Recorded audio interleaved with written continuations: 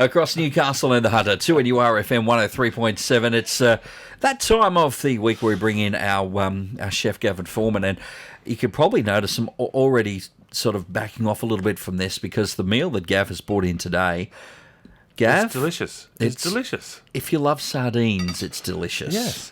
So it's basically a caprese salad, which is traditionally tomato, bocconcini, and basil.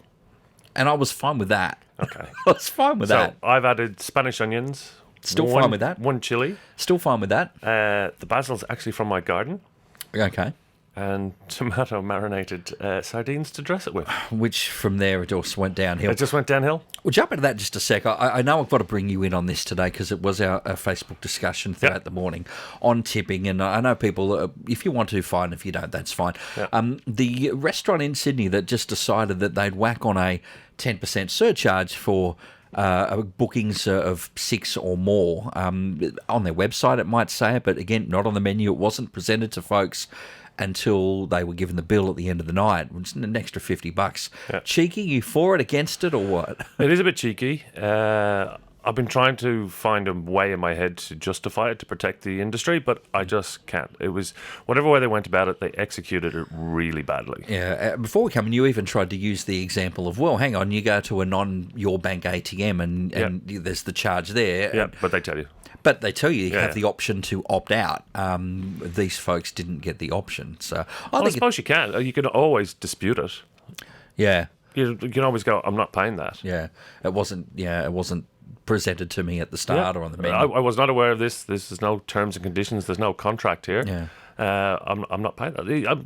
Did they pay it or did they just get charged it and complain? Oh, I think they had to pay it. That was this thing though. Like, I know that with public holidays, there's a surcharge for most places, and it's presented to you. And even if you're buying a pizza, it'll tell you that's fine. 10 years ago, they brought in the surcharge for public holidays. Yeah.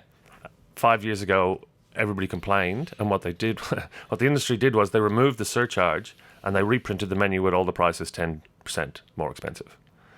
And then the government kind of went, well, this is ridiculous. Mm-hmm. You can have your 10% surcharge back for public holidays. Yeah. But they don't have to charge 10%. They can charge 15% if they want. They can charge whatever they like. There's no statute on how much they can charge you as a service charge. Oh, look, again, my issue is if you want to charge people double, go for it. Yep. And, if you want to have only serve half the patrons but still make the same money, if that works for you, fine. But if it's not displayed clearly... that's an issue. One of my favourite ones was a restaurant in England, and a lady rang up to book for her children. She was taking a 4-year-old and a 5-year-old with her. And they said, what's your children's menu? And he said, I don't have a children's menu. This is a fine dining restaurant. I know, yeah. And, excuse me, she tried to sue him for not having a children's menu. Discriminating against children. So his answer to that was he wrote a children's menu and charged £450 per child. Well, you could just buy... Yeah, but you could still buy a full meal and, give it to the child. He just didn't want to do it that way. So, it was a strange one, but it's not the strangest one. I digress, but there was one that was worse than this. There was a chef in London, got caught making ice cream out of his wife's breast milk. Would you rather have that or the sardines? It's a tough economy out there. And look, we've run right out of time, so there's no time to eat the meal. All right, well, look, you've mentioned it. I don't like sardines. The tomato sauce, that will kill me. Yeah, there's fresh tomatoes as well. If you pick it up and just rub it on your lips a little bit and get the sauce off that way. Well, look, there's a nice fresh piece of basil that has... Yeah, you've got to do it. You can't... how many times have I come in here with nice things? I've done the last 2 or 3 have been nice. This is not bad. This is challenging to you because you're letting me talk the whole time without tasting it. I've just tasted some of that basil fresh from your gut. That is nice. That is. I'm enjoying that. That's nice. A little bit of It'll go beautifully with the sardine. I might need it afterwards to get rid of some of the taste. All right, there's no choice. You're not going to make me... I'm not going to... That's a tiny little bit. So look, we've got the sardine and we've got the sauce. Yes. I mean, we know we like cheese and lettuce. I don't really need to make a big deal over that. And we've got only a small amount of water to wash it down. So, it's a take on the caprese salad. The caprese salad's classic. Eat. I'm trying. The caprese salad's a classic Italian dish, and this is just a little twist on it. Oh my God, you haven't spat that out yet. Yeah. Oh, there it goes. Where we go. I do believe I've won now today. You've won today.